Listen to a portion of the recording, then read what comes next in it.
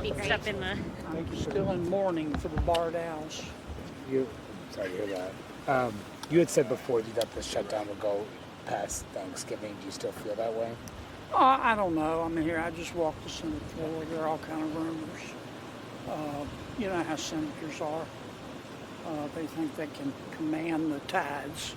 I don't know if the Democrats are ready. They've got a big conference meeting tomorrow. I do know this, and I say this with respect, they won't get what they've asked for. They want us to agree to an automatic extension on the subsidies for the Affordable Care Act, and the premiums are coming out, as you know, and I think any fair-minded person can look at these premium increases, subsidies or no subsidies, and conclude that the Obamacare exchanges just aren't working. They were supposed to reduce the cost of health insurance, and instead they're going up. The premiums going up 6 to 8%. So if you just unconditionally extend the Obamacare exchanges with the subsidies, all you're doing is putting paint on rotten wood. I think the Democrats are right to raise the issue of health care. And if they vote to open up the government, I think Republicans and President Trump would be willing to sit down with them and see if we can't design a health care delivery system that looks like somebody designed the damn thing on purpose. But it's not going to happen as long as they have government shut down. There's a movement on the Senate floor to try to get Democrats' agreement to open it up in exchange for us passing 3 of the approach bills. I don't know if that'll work or not. It's got nothing to do with health insurance. Yeah, they want something on health care. So you're saying they wouldn't get anything. You can agree on approach bills, but that still doesn't solve the health insurance problem. The other problem with going the approach route is that you got to make sure that the president blesses those appropriations bills, and if you've made any changes in them, you've got to talk to the rest of the Senate about it, and you've got to talk to the House. I'm happy to see them make the effort, but the whole time that my colleagues and I have been part of the discussions, have been talking about the approach bill, I've been scratching my head and saying, maybe I'm missing something, but this has nothing to do with health care, and that's what my Democratic colleagues have harped on.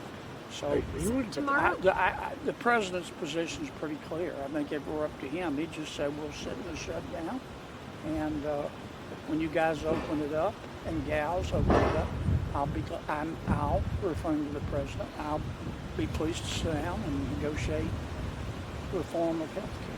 Senator, tomorrow will be day 35. It's the record, right, for a shutdown is 35 days. So at this point, how long can you possibly expect these federal workers to keep going, keep working without a paycheck? If they've already done it for 35 days, and as you said, the president will probably just have them sit in a shutdown until Democrats come to the table and open it up. Well, I feel badly for the federal workers. I feel badly for my employees. I know how they feel. I'm not getting paid. But it hurts them more than it hurts me because I've saved a little money. I feel bad for the air traffic controllers. I feel bad for everybody, but I don't know what else to do. I voted 13 times to open up government. Tomorrow it's going to be 14. My Democratic colleagues have voted 14 times to keep it shut down.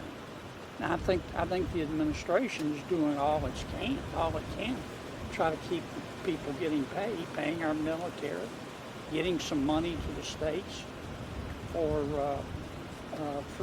SNAP benefits. I don't want to see anybody go hungry in America. But I honestly don't know what else to do except keep voting yes and hope my Democratic colleagues at some point will vote no. Another school of thought that some people are talking about on the Senate floor is that know, if the Democrats have a good night in the state elections, that they can somehow declare victory. You know, my attitude is, you know, whatever makes your boat float. You know, if you want to declare victory somehow on the basis of a result of a state election, have at it. I don't think the American people are going to be fooled. I think that anybody who knows a political science textbook from an LLB being catalog knows that these state elections have nothing to do with the shutdown. But if that's what it'll take to make them happy, sure. What does it Are say you though worried, about though, Senator, about the politics? I mean, the polls do show that voters, they're blaming Republicans. Is that Not concerning? not all the polls show that. Some of them do. Some of them show the exact opposite. Manu, you know this business. It depends on how the question is asked. But are you worried about just the I ramifications? I can write a poll and make it come out any way I want it to come out. And I just don't pay attention to these polls. You don't think there'll be a political backlash for the GOP in any way? I think the longer this goes, the more likely result is that the American people just say a pox on both of our houses. I mean, this thing's beginning to look like something my dog brought up. You know, I mean, it's a multiple vehicle pilot, but I don't know what else to do. I'm going to keep voting yes, and hopefully at some point my Democratic colleagues will vote yes too. But if they're waiting to have some sort of, okay, we give in, we're going to just renew the Obamacare exchanges with subsidies, and we're going to do it forever, that's just not going to happen. And I think these premium increases reinforce that point.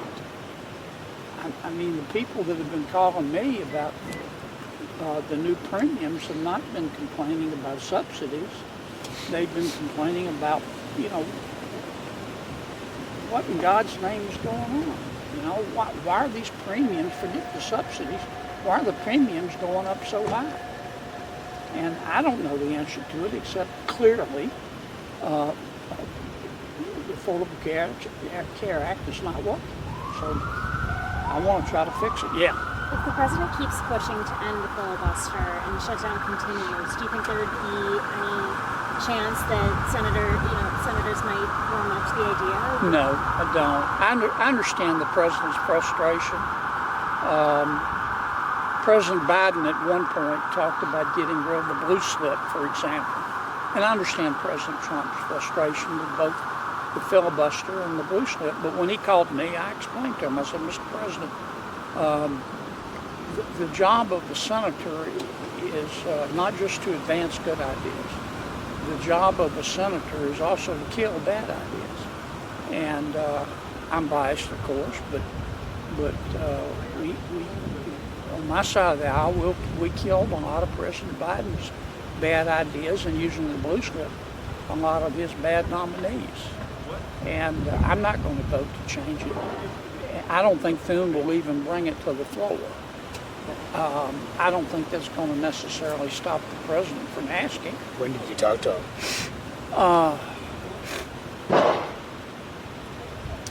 Last week. How did you take Week before last, I don't know, fairly recently. It was before he went to Asia. And how did you take your response? Well, like you would expect. Not happy? He didn't. He wasn't unhappy. I mean, the president didn't yell or anything. He's never yelled at me. There's always a first time, you know. but he doesn't agree with me. And sometimes reasonable people disagree. But my personal opinion, I could be wrong, but I doubt it. We're not going to change the filibuster or the blue slip while we're in charge during your or my natural lifetime. It's not going to happen.